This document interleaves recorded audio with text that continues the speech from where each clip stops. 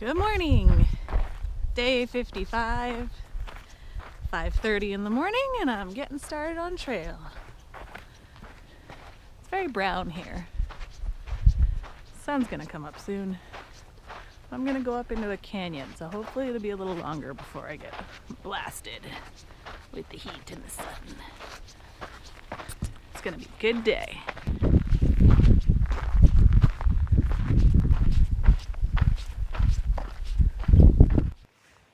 Gopher snake crossed in front of me. I could tell because it had no rattle. Well, this is a nice sign.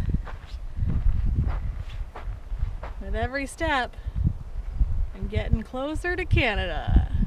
Only 2,444.94 miles from here. There's a little puddle in the trail. And look at all the happy little tadpoles. How cute. You're so cute. Gonna cross this river, Whitewater River.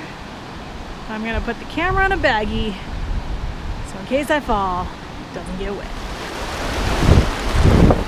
I did it! It's pretty swift, but if I fell, I wasn't gonna die or get swept away, so I felt safe not having to wait for anybody, and I only got wet